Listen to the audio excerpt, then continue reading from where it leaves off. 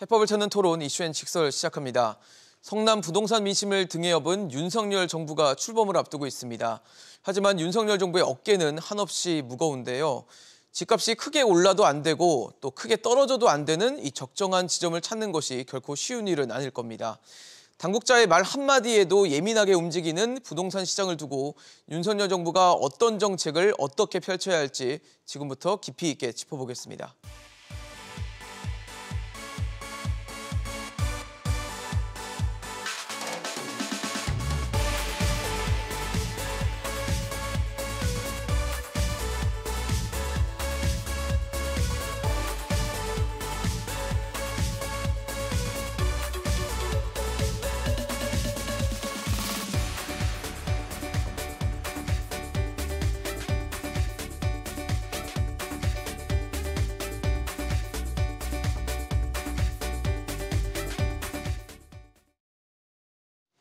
네, 오늘 함께해 주실 두 분 소개하겠습니다. 서울대학교 행정대학원 박상인 교수, 김연아 전 국민의힘 의원 나오셨습니다. 어서 오십시오. 네, 대선 직후에 이 재건축 단지를 중심으로 부동산 시장이 꿈틀거리자 대통령직 인수위원회는 부동산 정책 속도 조절에 돌입했습니다. 재건축 재개발을 두고도 오락가락하는 행보도 보이면서 인수위원회의 부동산 정책에 대한 생각과 비전이 어떻게 접근이 되고 있는지 의문을 갖고 있는 시장의 시선들도 있는데요.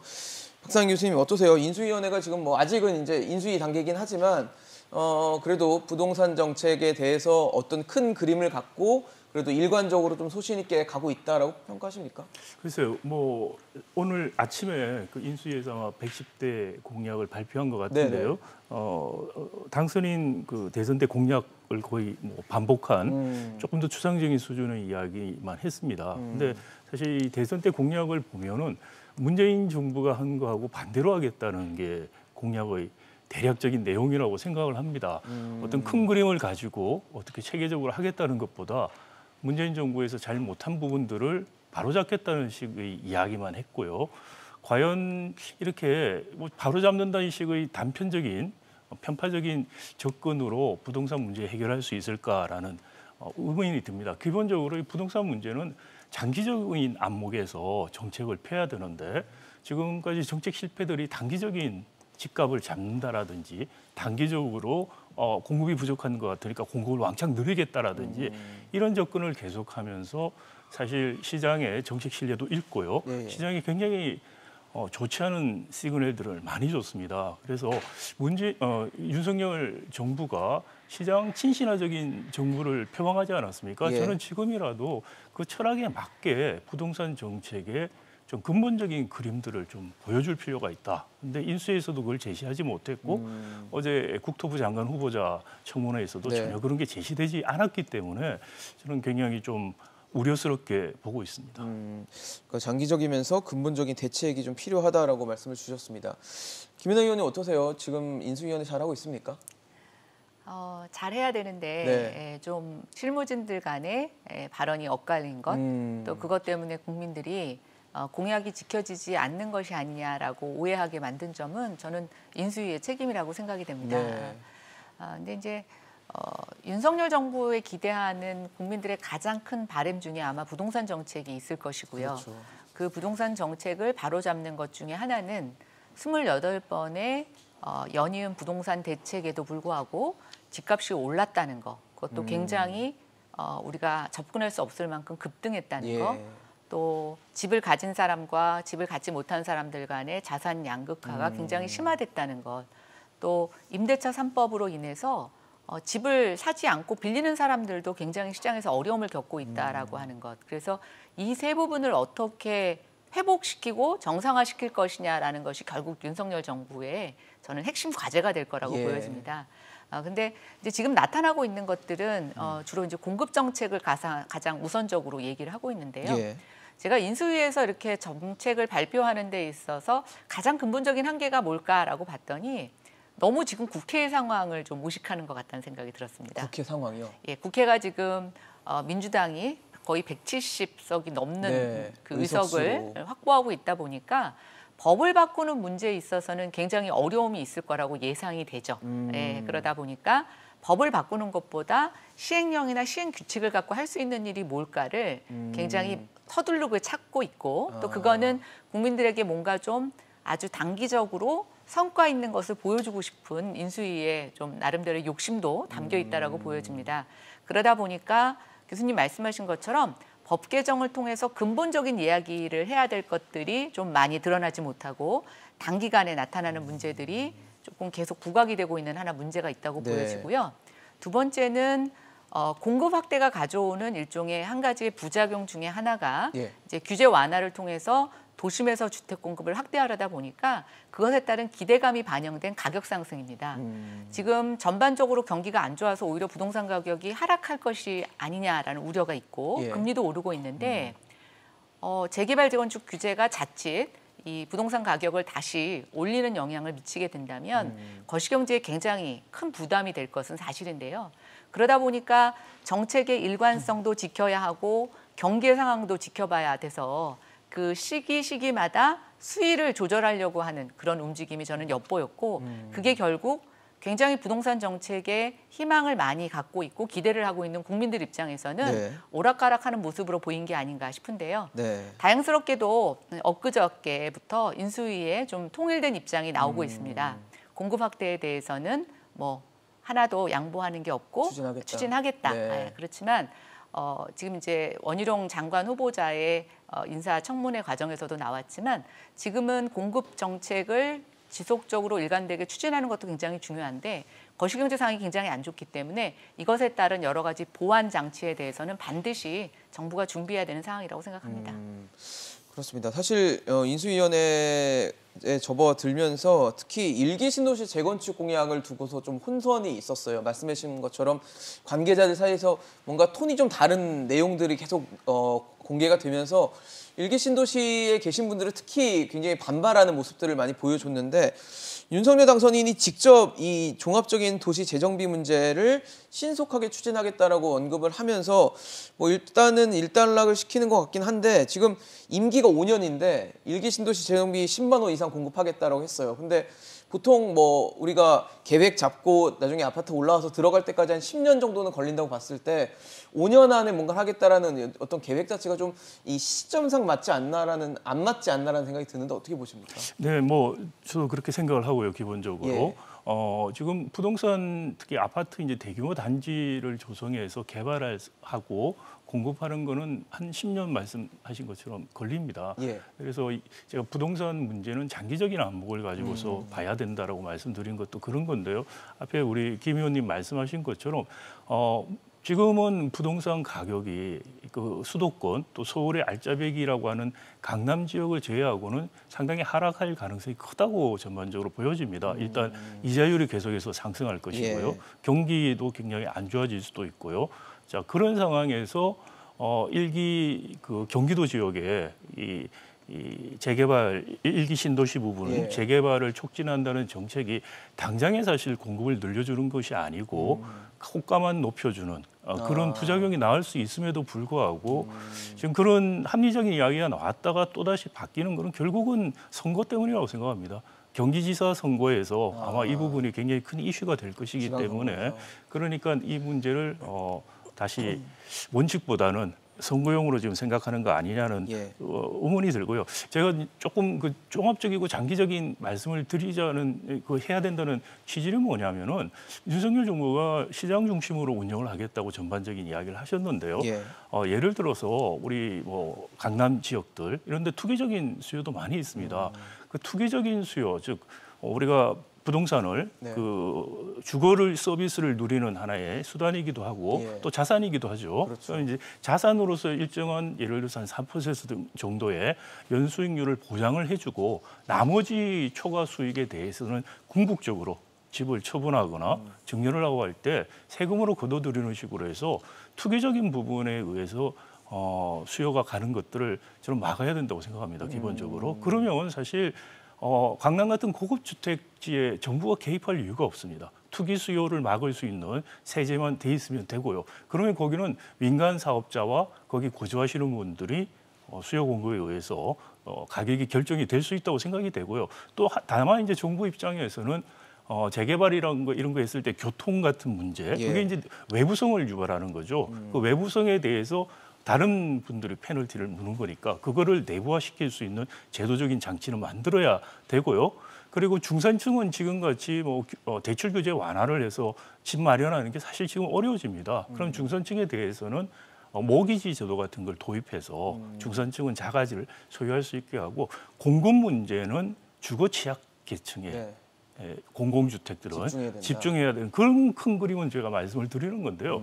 이런 큰 그림에 대해서 민주당과 국민의힘이 저는 합의를 할 수가 있다고 생각합니다. 지난 대선에서 민주당도 부동산 문제 대책에 대한 실수를 인정했고요. 윤석열 정부도 그걸 비판하고 나왔는데 그걸 국회에서 지금 이제 부동산 문제를 더 이상 정략적으로 이용하지 말고 정말 국가 백년지 대계라는 입장에서 양당이 합리적인 장기적인 계획에 대해서 합의를 볼 수 있어야 된다고 생각합니다. 분당 일산 일기 신도시 문제도 지금 대부분이 뭐냐면은 재건축하면은 굉장히 많이 돈을 벌 거라는 기대감 때문이죠. 정말 주거적인 환경에서 내가 비용을 지불하고 더 좋은 데서 살고 싶다는 의미인지 이게 이런 자본 이익을 많이 볼 수 있는 기회를 갖고 싶어하는 건지 이런 근본적인 욕망이 혼재가 되어 있습니다. 이것을 우리가 바로잡기 위해서는 초과 제가 말씀 지대라고 흔히 부르는데요. 경제적인 지대에 대해서 거기에 대해서는 세금으로 걷어서 그것을 주거 취약계층, 주거 취약계층에 대한 지원, 그 다음에 모기지 제도를 확충하기 위한 재원 이런 걸로 쓸 필요가 있다고 생각합니다. 사실 지금 일기 신도시들이 이제 만든 지 30년이 넘어가는 시점을 아마 다다다 보니까 아무래도 재건축에 대한 기대감은 계속 좀 상존하는 것 같고 윤석열 정부가 출범하기 전부터도 이제 규제가 완화되면 재건축이 될 거야라는 기대감들이 계속 시장에 좀 장전을 했었거든요. 그래서 아무래도 5년 동안 10만 호 이상을 공급하겠다 이런 어떤 계획들이 되게 좋게 들리는데 현실화될지에 대해서는 의문을 갖고 있는 시각들이 있는 것 같습니다. 근데 이제 우리가 주택 공급을 각 정권마다 100만 호를 공급하겠다, 네, 250만 호를 공급하다, 또 이재명 후보 같은 경우는 350만 호를 공급한다고 했었고요. 문재인 정부에서도 이사 대책에 보면 한 150만 호 정도를 얘기를 하고 있습니다. 그러면 이게 결국은 자기 임기 내에 하겠다는 거냐? 그거는 아닙니다. 이제서부터 출발해야지만 보통 한 5년에서 10년 정도의 목표를 갖고 그것도 착공 기준이냐, 사업 부지 확보 기준이냐 이렇게 하기 때문에 저는 꼭 그게 정권 안에서 달성하기 어려운 허황된 숫자라고 생각하지는 않아요. 그건 모든 정권들이 자기 편리하게 그 기준을 잡고 있기 때문에. 근데 이제 한 가지 좀 살펴야 되는 것은 일기 신도시 재건축과 관련해서는 지금 경기도의 이제 민주당 후보인 김동연 후보도 굉장히 적극적으로 이것에 대해서 발언을 하고 있습니다. 이제 인수위에서 약간 오락가락한 발언이 나오자 바로 그걸 자기는 지속적으로 신속하게 추진하겠다라고 해서 발언을 해서 이제는 선거 이슈뿐만이 아니라 경기도 안에서도 주된 정책으로 자리 잡고 있는데요. 제가 경기도에서 살아보니 일부에서는 서울의 재개발 재건축 투자를 경기도도 하고 싶은 게 아니냐 이런 발언을 하시는 분들이 있습니다.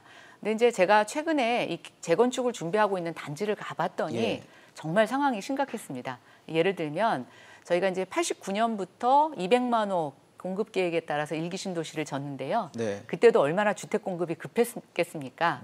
그러다 보니까 일부 PC공법으로 주택을 지은 게 있습니다. 공급 구조라는 것은 PC공법이라는 건 이제 만들어진 틀을 그 현장에서 이렇게 붙여가지고 올리는 건데요. 공기가 층간소음도 그렇고 약간 그 안전에 대한 부분도 있을 수가 있고 또 이게 근데 이제 이게 PC 구조로 되어 있는 것은 근본적으로 구조 보강을 통한 리모델링을 할 수 없고 재건축만 가능한 이런 구조도 있고요. 보완은 힘들고 아예 다 무너뜨리고 다시 지어야 되는 거예요. 근데 이제 보니까 그때는 그게 굉장히 공기를 단축할 수 있는 공법이었어요. 그러니까 그때 얼마나 정부가 급하면 이제 그런 식으로 집을 지었던 거죠. 그리고 또 어디를 가봤더니 그 지하 주차장 내려가는데 위에 성면이 노출되어 있었습니다. 근데 이것도 완전히 뜯어내야지만 고칠 수 있는 것이니까 주민들이 그때 페인트로만 덧칠을 하고 있었는데요. 임기응변으로 그냥 막아놓은 거죠. 그렇죠. 어느 단지를 가봤더니 그 성면 덩어리가 차가 올라올 때 그냥 위에서 떨어지는 거예요. 그러니까 이제 보니까 단순히 노후주택의 문제가 불편의 문제를 넘어서 불안, 또 주민들의 안전한 생활권을 침해하는 단지들도 있었습니다. 그런데 보니까 그들 단지들이 서울의 박원순 시장이 취했던 즉 투기 억제를 한다는 명분하에 재건축을 굉장히 어렵게 만들어놨거든요. 그런 것의 여파가 지금 경기도 신도시 안에서 다 공이 적용되고 있었고 이렇게까지 삶의 생존권과 안전이 침해받는데 이것이 제대로 된 재건축 규제냐라는 것에 의문이 제기됐고 그게 지금 일기 신도시 재건축이라고 하는 특별법을 통해서 이런 좀 합리적이지 못한 규제는 개선하자 이런 방향입니다. 근데 이제 이게 우리가 중앙에서 부동산 경기라는 단어만 갖고 이제 이걸 평가하다 보니까 네네네. 특히 또 서울에서 부동산 재개발 재건축으로 돈을 많이 번 사람들의 얘기만 다루다 보니까 정말 일기 신도시 주민들의 절절한 상황에 대해서는 네네. 전해지지 못하고 있는데요. 아마 지금 당선인도 네. 또 각 지방선거에 나가시는 후보들도 이런 현장을 가보면서는 굉장히 많은 국민들의 불편을 실감하시는 것 같고 저는 어떻게든지 서울과는 다르게 일기 신도시, 특히 경기도에서 노후주택들을 좀 개량하고 삶의 질을 확보하는 방법에 대해서는 대책을 찾아야 된다고 생각을 합니다. 그런데 사실 이렇게 지금 대선 공약 자체는 안전진단 기준을 좀 완화하겠다라는 식으로 가는 내용들이 있어서 지금 말씀해 주신 대로라면 안전진단을 좀 강화해도 되지 않을까 싶을 정도로 안전에 대한 좀 취약성들이 있다라는 생각이 드는데 이게 어떻게 보세요? 재건축 그러니까 공약대로 좀 규제를 좀 풀어야 된다고 보십니까? 그래서 뭐 안전 진단 같은 것들을 좀 말씀하신 걸 들어보면 사실 약할 이유는 없을 것 같아 보이고요. 단지 제가 말씀드리고 싶은 것은 이 케이스 바이 케이스 보면 지금 말씀하신 것들이 분명히 있을 겁니다. 뭐 근데 단지마다 또 다르게 네, 그렇습니다. 그런데 되겠죠? 지금 섞여 있다는 거죠. 예. 그런 정말 삶의 질의 향상을 위해서 내가 비용을 지출하고더라도 재건축, 재개발하겠다라는 분들도 계시고 네네. 이게 이제 많은 자산 이익을 가져오기 때문에 하고 싶어 하시는 분도 계세요. 근데 우리가 삶의 질을 위해서 실수요라고 할 수 있는 부분이죠. 주택에 대한 또는 네. 그 거주에 대한 거기에 대해서는 우리가 허용을 해주는 방향으로 가고 그렇지 않은 부분들은 막아주는 걸로 가려면은 정부가 나서서 일일이 여기는 되고 안 되고 이런 식으로 감별한다는 건 불가능합니다. 그걸 시장을 이야기하는 정권에서 그런 식으로 접근한다는 것은 시장이라는 게 도대체 뭔지 모르고 하시는 말씀밖에 안 되고요. 그래서 제가 말씀드린 것이 그런 투기적인 부분에서 생길 수 있는 이득이라는 것은 결국은 세금으로서 정부가 가져가고 그 세원을 통해서 중상층 모기지 제도라든지 취약계층에 대한 주거 지원 그리고 전반적인 인프라를 강화시키는 데 쓴다는 그런 학관 원칙과 제도를 만들자는 것이죠. 그러지 않고서는 지금처럼 부동산 문제는 끝없는 정쟁의 대상이 될 뿐이고 그 피해는 오롯이 국민들에게 다 가고 있다. 그게 지금 우리가 20년 동안 경험으로 알고 있는 것입니다. 근데 이제 모든 피해가 국민이 받는다라고 얘기하면서 또 밀어붙이는 것이 정치권의 지금 특징이죠. 저는 뭐 검수완박도 검수완박도 마찬가지라고 보여지는데요. 재개발 재건축 특히 이제 일기 신도시 같은 경우에는 지금 이제 개발 이익을 환수하는 장치가 분양가 상한제하고 초과이익 환수제도라는 게 있습니다. 여전히 그게 살아 있습니다. 근데 경기도는 그것을 적용하고라도 지금의 용적률로는 뭐 너무나 많은 천문학적인 비용이 들어가기 때문에 재건축 사업 자체를 추진할 수가 없습니다. 그리고 지금 이제 인수위도 법 개정 사항을 지금은 당장 어떻게 할 수 없기 때문에 당장 위험에 노출되어 있는 단지들이 사업을 출발할 수 있게끔 해주자는 건데요.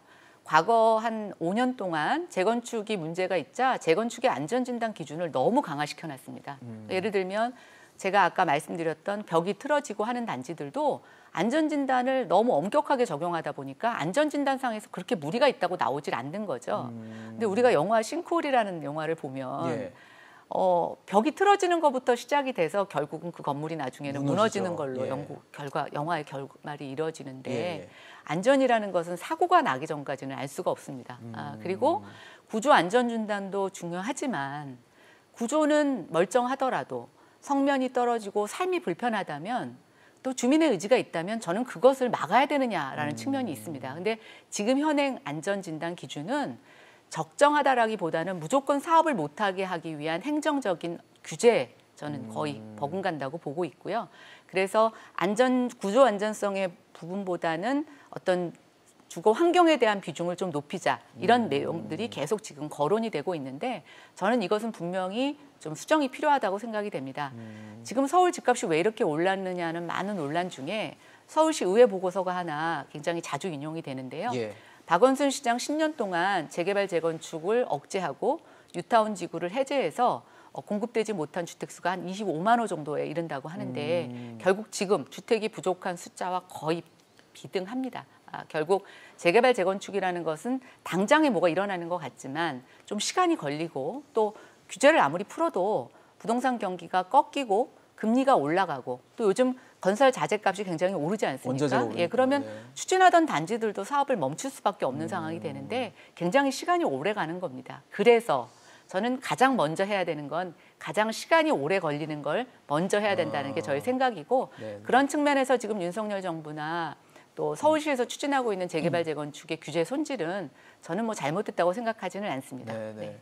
어쨌든 말씀을 주신 것처럼 뭐 장기적이고 좀 근본적인 대책에 대한 뭐 로드맵들이 먼저 좀 나와야 되겠다는 생각이 드는데 사실 문재인 정부에서 가장 신경을 많이 썼던 부분이 부동산 정책 중에는 아마 세제일 것 같아요. 최근에 뭐 이제 후반부에서는 공급에 대해서도 메시지를 던졌지만 그 전까지는 계속 세금을 손질하는데 굉장한 공력을 많이 썼는데 윤석열 당선인은 일단 종부세와 이 재산세 통폐합에 대한 공약을 내세우기도 했고 추경호 경제부총리 후보자는 인사청문회를 통해서 이 부분이 당장 폐지하기, 종부세를 폐지하거나 이런 부분은 어렵지만 현재 주택수 기준으로, 그러니까 집수를 기준으로 하고 있는 것을 이제 합산 가격으로 개편해야 된다 이런 얘기까지도 나오고 있습니다. 그러니까 주택 두 채 뭐 세 채 이거보다는 한 집이 비싸면 이거에 대해서 종부세를 좀 매기는 방안을 생각을 해봐야 된다 이런 메시지인데 어떠세요, 교수님? 이런 방안에 대해서 충분히 검토할 만한 방안이라고 보십니까? 글쎄요, 세제도 마찬가지고요. 네네. 여기 제가 계속해서 이제 큰 그림을 먼저 그리고 거기에서 제도를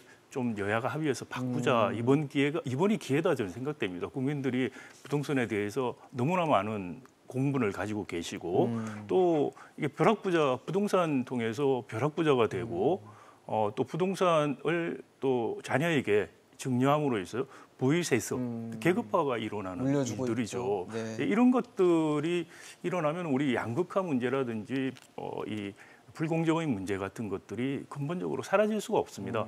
이것을 근본적으로 바꿀 수 있는 정책들이 지금 논의가 되고 사실 인수위 수준에서 저는 그런 논의들이 있었어야 된다고 생각합니다. 그런데 지금은 말씀드린 것처럼 문재인 정부가 한 정책들을 되돌리는 거에 주로 초점을 두고 있고 그것이 근본적인 해결책은 될 수 없다는 게 제가 말씀드리는 바고요. 예. 세제 부분도 사실 만약에 종부세하고 재산세는 아시다시피 종부세는 국세고 네. 재산세는 지방세입니다. 지방세죠. 네. 그래서 만약에 이제 종부세하고 당장에 재산세를 합친다고 하면은 이제 국세가 많이 없어지고 지방세가 많아지는데 그러면 뭐냐면은 잘 사는 동네가 세금을 훨씬 많이 가져가는 게 됩니다. 그래서 이게 지역 균형 발전이라든지 이런 측면에서 볼 때 종부세를 도입한 취지하고 맞지도 않고요. 합친다는 것은 일단 합치지 않겠다고 하는 건 저는 현 세제 체계에서는 네네. 맞다고 생각이 되고요.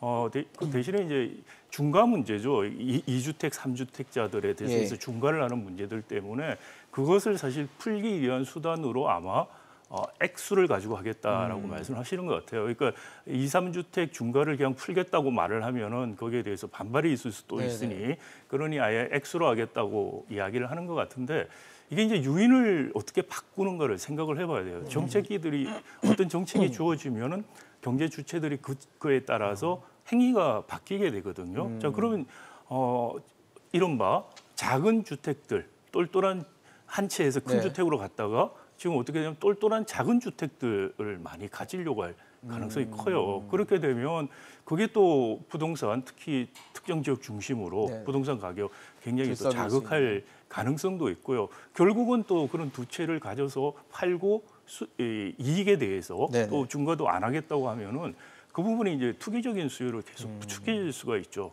그런 부분들까지 충분히 고려해야 되고 궁극적으로 저는 부동산 제도나 세제를 너무 복잡하게 만들면 만들수록 정보력이 약하고 또 자본력이 약한 사람들만 피해를 봅니다. 그렇기 때문에 가능하면 단순하게 만들자는 겁니다. 단순하게 부동산을 통해서 자산으로서 누릴 수 있는 우리가 정상 이윤율 이상은 궁극적으로 그건 사회가 가져가는 거죠. 그 정상인 이상이라는 것이 본인의 노력이라든지 또는 어떤 혁신적인 아이디어라든지 이런 거에 의해서 생기는 게 아니고 대부분의 정부의 정책이라든지 인프라 투자라는 거는 외생성에서 발생하는 것입니다. 그것은 사실 정당성이 없는 렌트예요. 그것은 사회가 가져가는 게 맞고요. 그렇게 되면은 많은 부동산 문제 우리 정상화될 수 있다고 생각합니다.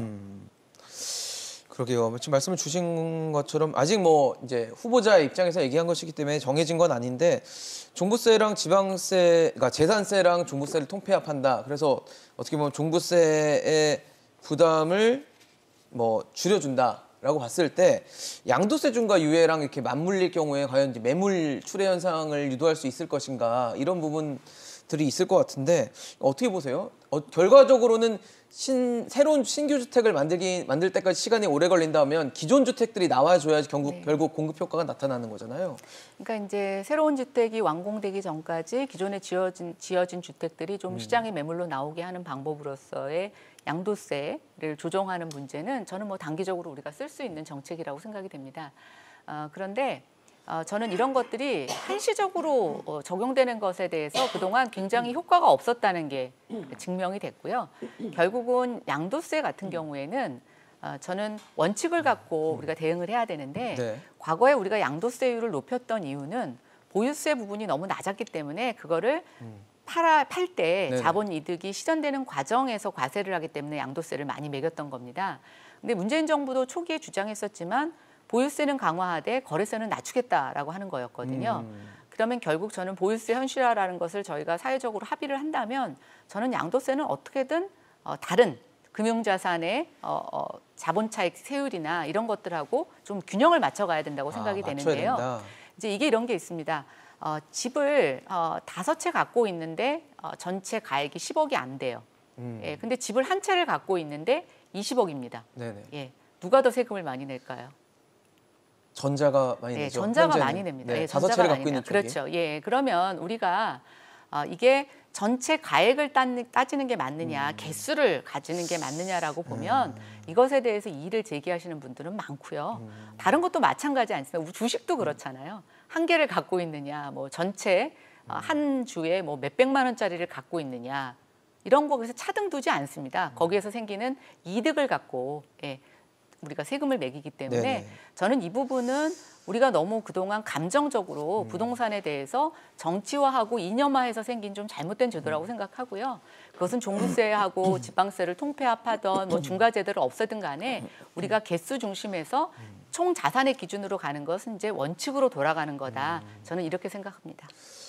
그렇게요. 지금 사실 부동산 시장에서 앞서 박상희 교수님은 이제 문재인 정부가 잘못했던 거를 윤석열 정부가 자꾸 이제 돌이켜 놓으려고 하는 그런 것만 보인다라고 지적을 해주셨는데 그것 중에 대표 중 하나가 아마 임대차 3법일 것 같습니다. 임대차 3법이 2년 전에 이제 시행이 시작이 되면서 굉장한 시장에 혼란을 많이 줬고 뭐 2중 가격, 3중 가격 이런 현상까지도 나타나는 그런 상황들이 벌어졌는데 그러다 보니까 뭐 폐지를 해야 되는 것이냐, 일부 수정을 해야 되는 것이냐 각종 얘기가 나오는데 일단은 현재 뭐 국토부 장관 후보자 혹은 기획재정부 장관 부총리 같은 후보자 같은 경우도 폐지보다는 일단은 개선을 좀 해야 되는 쪽으로 그러니까 갑작스러운 변화는 또 다른 시장에 충격을 줄 수 있다라는 얘기인데 사실 지금 계약갱신 청구권 2년 한번 지나면 쓸 수 있기 때문에 올해 8월 정도 되면 이제 한 번을 사용하신 분들이 슬슬 나오기 시작할 거거든요. 그러면은 뭔가 우리가 그 전에 어떤 제도상의 정비를 좀 해야 되는 거 아니냐는 목소리도 있습니다. 물론 시간이 굉장히 촉박해서 또 그 부분에 대한 우려도 있는 상황이고요. 어떻게 보십니까? 지금 뭐 바꾼다면 굉장히 큰 혼란을 야기할 수 있다고 생각이 됩니다. 예를 들어서 이게 시작되기 전에 네네. 지금 사실 우리가 이 전월세 상한제가 4년만 적용이 되거든요. 네네. 그러니까 예를 들어서 유럽의 도시들 중에서 상한제를 하는 데는 4년이 아니고 계속합니다, 사실. 그러다 보니까 또 도시 어떤 낡아지고 하는 부분 그런 부분들이 생기고 하는데요. 우리는 지금 만들었을 때 어떻게 보면은 예를 들어서 전세를 가지고서 뭐 애들 학교 때문에 어디 네네. 갔다고 치면은 한 보통 6년 정도 있죠. 그러면은 근데 보통 지금 2년씩 이렇게 하다 보니까 전세가 많이 오르면서 또 떠나야 되고 하는 그런 문제들이 생겼기 때문에 최소한 아마 6년 정도는 살 수 있게 안정적으로 하자는 취지로 도입이 됐는데 6년 하려다가 결국은 4년이 된 겁니다. 근데 이제 그러면 4년에 한 번씩 그러면 올라가는 거죠. 그러니까 그렇죠. 사실 이게 뭐 그 임대를 하시는 분들이 굉장히 손해를 보는 제도도 아닙니다. 4년에 한 번씩 올리기 때문에. 근데 임차인 입장에서는 대부분의 안정적인 4년을 보장받는다는 제도고요. 근데 이것이 실제로 시행돼서 효과가 나올 때까지는 시간이 걸리죠. 지금 하신 것처럼 2년 전에 그러면 미리 4년을 생각하고 값이 올라간 걸 들어가신 분이 이번에 다시 바꾸면 또다시 값이 오르면 덤태기를 쓰게 되는 그렇죠. 거죠. 과도한 가격 상승을 그렇습니다. 과거 우리가 그 전세 기간 1년 계약을 하다가 2년으로 네. 연장을 했을 때도 굉장히 많은 이야기가 있었죠. 80년대 후반에. 네, 유사한 이야기들이 있었는데 그때도 사실 좀 몇 년이 걸렸습니다. 정착하는데. 그래서 이것도 좀 정착하는 것을 한번 보자라는 말씀을 좀 시간을 더 주자는 말씀이시죠. 그렇습니다. 이 법이 어느 정도 셀을 시장에 다운될 안착을 때까지 하려면. 좀 보고 그것에 생길 수 있는 부작용 같은 것들을 조금 더 면밀히 보고 보완을 하고요. 아니면 또 6년으로 늘릴 게 바람직하다면 늘리고 그런 의사결정을 해야 되지. 지금 어떻게 바꾼다는 거는 굉장히 큰 혼란만 초래할 수 있다라고 생각이 되고요.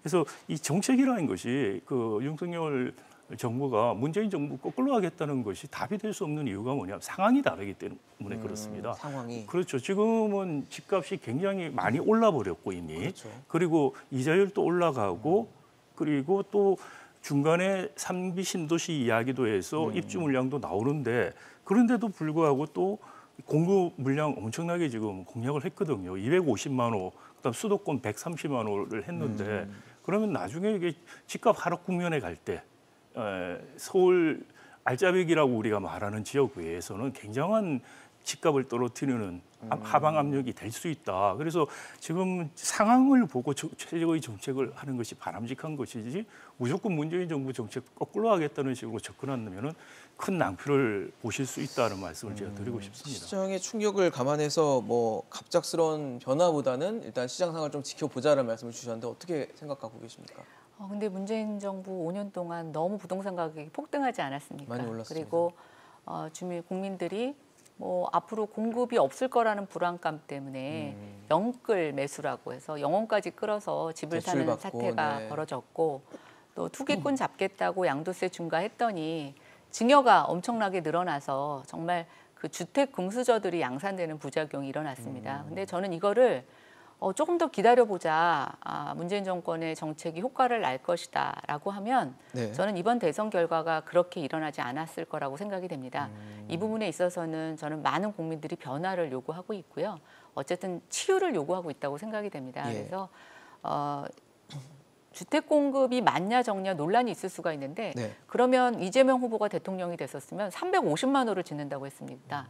그럼 그건 어떻게 해야 되는 건가요?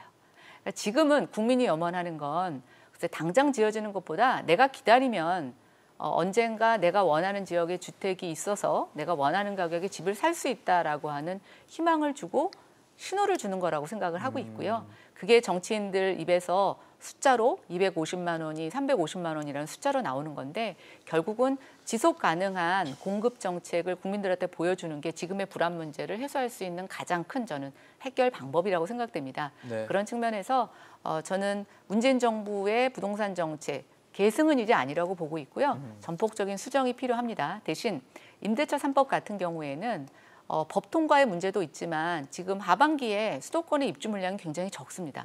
그래서 지금 급격하게 임대차 3법에 대한 내용을 조정하게 되면 더 큰 혼란이 있을 수가 있어서 저는 일단 올해 연말까지는 임대차 3법으로 인해서 일어날 수 있는 여러 가지 부작용과 임대주택이 없기 때문에 생길 수 있는 공통적인 부작용을 최소화할 수 있는 대책이 네. 임시적인 긴급 대책이 반드시 하반기에 있어야 된다고 생각합니다. 네, 사실 근데 지금 집이 나와도 사기가 참 힘들어요. 집값이 너무 높게 이미 올라와 있고 또 LTV 규제 같은 것들이 있기 때문에 대출도 제한돼 있고 여기에 또 DSR 규제라는 네. 이제 내 연봉, 연소득과 관련한 대출 한계가 정해져 있기 때문에 이 부분도 문제가 되고 있는데 일단 윤석열 정부에서는 LTV 규제는 좀 풀어줘 풀어주는 대신에 이 내 연봉을 갖고 하는 DSR 규제는 좀 유지를 하는 쪽으로 좀 가닥을 잡고 있는 것 같아서 그럴 경우에는 이제 뭐 사회 초년생이나 아니면 신혼부부처럼 이제 소득이 좀 낮으신 분들 같은 경우는 아무래도 대출 받는 게 제약이 있을 수밖에 없고 집값이 당장 뭐 크게 떨어지지 않으면 결국 집을 마련하는 건 상당히 쉽지 않을 것 같다는 생각이 듭니다. 어떻게 보십니까? 네, 맞는 말씀이시고요. 기본적으로 이렇게 되면 지금 윤석열 정부에서 추구하고자 하는 예를 들어서 세부담을 낮춰주고 양도세라든지 보유세 또 다주택자에 대한 부담을 낮춰주고 그리고 LTV 규제는 낮춰주고 그렇지만 여전히 DSR 규제는 유지를 하고 하게 되면은 결국은 돈이 있는 사람들이 알짜배기 집들을 사서 자산 이득을 더 가져가는 그런 악순환이 반복될 가능성이 큽니다. 정책이라는 것이 하나만 보고 해서는 되는 것이 아니고요. A와 B가 합쳐졌을 때 어떤 효과를 내는가 종합적으로 판단해야 되고 그게 요인을 어떻게 바뀌는 걸 봐야 됩니다. 아까 전에 김 의원님 말씀하신 것처럼 우리가 부동산 이야기를 할 때 증여세는 생각을 아예 안 해요. 근데 사실 증여세는 우리 지금 당선인 쪽에서 또 증여세를 취득 소득세 같이 증여 취득세라는 식으로 소득세 같이 바꾸려고 하는데 그럼 이제 더 큰 문제가 사실 저는 생길 거라고 보는데요. 증여세 같은 경우에 예를 들어서 집이 지금 뭐 올랐습니다 많이 그래서 10억 주고 산 거 40억이 됐어요. 30억이라는 아주 큰 이익을 냈는데 이걸 증여하게 되면은 거기에 대해서 양도소득세라는 게 전혀 없습니다. 증여세로 양도소득세를 그냥 치게 되는 거죠. 그래서 양도세 중과됐을 때 많은 분들이 증여를 그렇죠. 2주택, 3주택 같은 경우에는 너무 중과가 되니까 증여세가 훨씬 싼 거예요. 그래서 증여를 해버리고 근데 증여를 받는 사람은 거기에 대해서 그러면은 일종의 하루아침에 소득이 생긴 거죠. 불로소득이 생긴데 거기에 대한 세금은 전혀 없습니다. 자, 그러니까 사실 이게 그 자산의 양극화가 대물림되는 것들이 상속 증여세에서도 문제가 있는 거예요. 그러니까 상속 증여를 할 때도 적어도 상속 증여가 일어나는 것이 양도가 일어나는 거기 때문에 양도세만큼 받고 그다음에 증여를 받은 사람이 취득에 대한 소득세를 내는 게 저는 맞다고 봅니다. 그런데 양도세 부분은 증여해서 빼버리고 소득에 대해서만 소득같이 취득세만 내게 하는 거 그런 식으로 세제를 지금 개편하겠다고 하는 건데 이거는 부동산 지금 여러 가지 정책과 맞물려서 부동산의 일부 지역 알짜배기 부동산을 중심으로 해서 일부 이른바 현금이 많거나 자금 동원 능력이 많은 분들이 그것을 더 많이 가지면서 자식들에게도 더 쉽게 물려줄 수 있는 정말 사회 양극화와 자산 양극화를 심화시키는 제도다. 그러니 결국은 윤석열 정부가 부자들을 위한 정권이라는 비판을 받을 수밖에 없을 거라고 생각이 되고요.